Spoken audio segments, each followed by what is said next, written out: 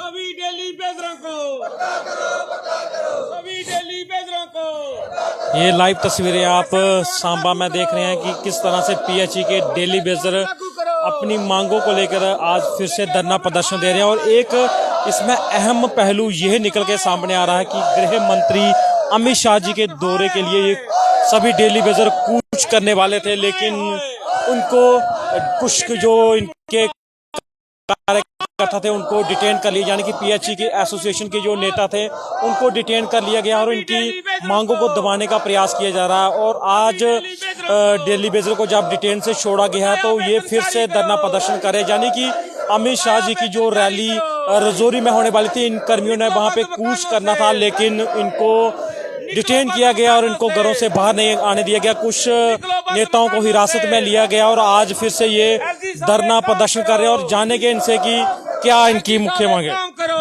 Sir, आपकी planning थी अमित शाह जी की रैली में जाने के लिए, लेकिन आप नहीं जा पाए, यहीं पे धरना प्रदर्शन कर रहे, आखिर क्या बात हुई ऐसी?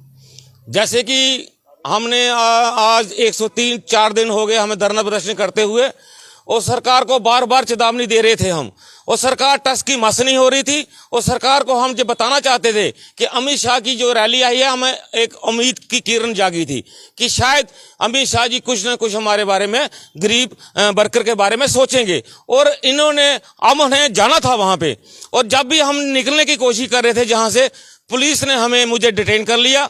7:30 बजे रात को मुझे डिटेन किया और पुलिस स्टेशन में रखा। अभी मेरे को उन्होंने रिलीज किया है थ्रू तहसीलदार से। तो मैं एलजी सरकार को ये बताना चाहता हूं कि आप जितना भी दबाने की कोशिश करोगे, हम दबने वाले नहीं हैं।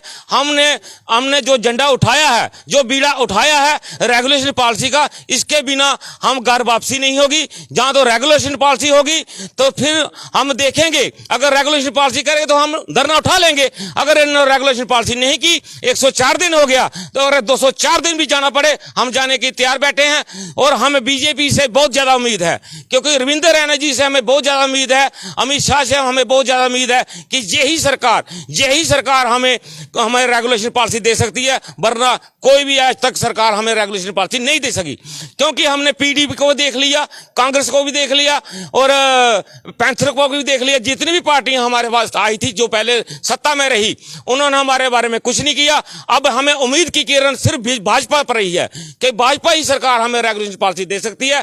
और हम भाजपा से हाथ जोड़ से विनती करते हैं, खासकर माननीय अमित शाह जी से, कि हमें जल्दी से जल्दी हमें रेगुलेशन पॉलिसी दे दीजिए। क्योंकि गरीब हम हैं, हमारे गरीब वर्कर हैं, हमें रोटी नहीं है खाने के लिए, कपड़ा पहनने के लिए नहीं है, दूध वाला दूध नहीं देता है, राशन वाला राशन नहीं देता है। हम जाएं तो जाएं कहां? 9,000 से हमें कुछ नहीं मिलता है। 70 महीने से 74 महीने की हमारी बकाया सैलरी पड़ी हुई है। जिस इंसान की 74 महीने की बकाया सैलरी हो, वो क्या कर सकता है? वो कैसे अपना जीवन पालन कर सकता है? अपने बच्चों को कैसे पढ़ाया जा सकता है? जैसे प्रधानमंत्री जी मोदी ने बोला, बेटी पढ़ाओ बेटी बचाओ। बेटी को कैसे पढ़ाना है, बेटी को कैसे बचाना है? हम सरकार से, प्रधानमंत्री से गुहार लगाते हैं, हमें हमारे बारे में सोचा जाए, गरीब वर्कर के बारे में सोचा जाए। ये सिर्फ रोटी मांग रहे हैं तो 2 टाइम की रोटी मांग रहे हैं। रेगुलेशन पॉलिसी दे देंगे तो हमें 2 टाइम की रोटी मिलेगी। इसके बिना अगर हमें सरकार नहीं देती तो हमारा धरना प्रदर्शन जल्दी जारी रहेगा। और जो अब अगर उन्होंने नहीं किया, आगे से हमारा उग्र प्रदर्शन जारी रहेगा। क्योंकि अब हमें दिल्ली कूच करेंगे, पैदल जाने के मार्च होगा,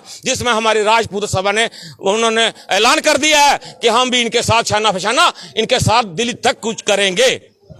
कितने पूरी ड्यूटी से कितने लोगों को डिटेन किया गया? क्या कोई अमित शाह जी की रैली तक आपका कार्यकर्ता पहुंच पाया है जो वहां पे अपनी बात रख पाएगा? अभी तक हमें कोई रिपोर्ट नहीं आई है कि वहां तक कोई पहुंचा या नहीं पहुंचा। जैसे रिपोर्ट आएगी हम आपको बता देंगे। तो जैसे कि हमारे रेहसी से हमारे देवेंद्र जी को उन्होंने अरेस्ट किया था, रात को डिटेन किया था, ऐसे ही कटरा से किया है, ऐसे ही उन्होंने पुंछ रजौरी से किया है, जम्मू से हमारे डिटेन हुए हैं और सांबा से मुझे डिटेन किया था। और हम ये बताना चाहते हैं कि रैली में अगर कोई पहुंचा है, इसकी मुझे कोई जानकारी नहीं है। अगर कोई पहुंचा होगा तो वहां पर जो होगा वो आपको भी रिपोर्ट मिल जाएगी। कितनी उम्मीदें रखते हैं? क्या जो उनका दौरा है उसमें कुछ ऐसी आपको उम्मीद है कि पीएचई दिल्ली बेजरों के बारे में सोचा जाए जो 100 दिन से अधिक बैठे हुए धरने? हमें 100% यकीन है माननीय अमित शाह जी से कि वो हमारे बारे में कुछ ना कुछ जम्मू के बारे में सोचकर जाएंगे। क्योंकि जम्मू के साथ हमेशा भेदभाव हुआ है। कश्मीर और जम्मू के साथ कश्मीर का अलग होकर करते हैं, जम्मू का अलग, जम्मू के साथ ही भेदभाव होता है। इस भेदभाव को तोड़ने के लिए हमने इनको 25 एमएलए दिए थे कि ये जो भेदभाव है खत्म हो जाएगा, रेगुलेटरी पॉलिसी हमें दे देंगे, क्योंकि इन्होंने बोला था कि 2014 में प्रधानमंत्री मोदी जी ने कि ललकार रैली में बोला था कि हम सबसे पहले अगर हमारी सत्ता आएगी तो हम सबसे पहले डेली वेजर को परमानेंट करेंगे। और 2014 से लेकर 2022 आ गया, हमारा मसला वहीं का वहीं पड़ा हुआ है। हम सरकार को और माननीय प्रधानमंत्री मोदी जी से हम गुहार लगाते हैं कि जल्दी से जल्दी हमारी रेगुलेशन पॉलिसी दे दीजिए, हमारे बच्चों का पालन पोषण अच्छी तरह से कर सके हम। तो जिस तरह से आपने देख लिया कि कई लोग इनमें से डिटेन हुए थे, अमित शाह जी की जो रैली थी वहां तक ये नहीं पहुंच पाए हैं, और इसी तरह से यूटी की यही हालत थी कि जितने भी यहाँ पे डेली वेजर थे जो वहां पे जाने के लिए बड़ा कूच, एक बड़ा आंदोलन था कि इतने सारे लोग वहां पे जा रहे थे लेकिन किसी को भी वहां तक नहीं जाने दिया। लेकिन फिर भी इन डेली वेजरों में यह उम्मीद है कि गृह मंत्री का ये दौरा है वो उनके लिए एक ऐसा माहौल कायम करेगा कि उनका परिवार खुशहाल हो जाएगा, उनके लिए कोई मिनिमम जो पॉलिसी है वो बेसिस की वो लागू हो जाएगी, और एक उम्मीद रहेगी कि आने वाला जो भविष्य है इनके बच्चों का वो भी सफल हो पाएगा। पंजाब के CTV के लिए अजय सिंह।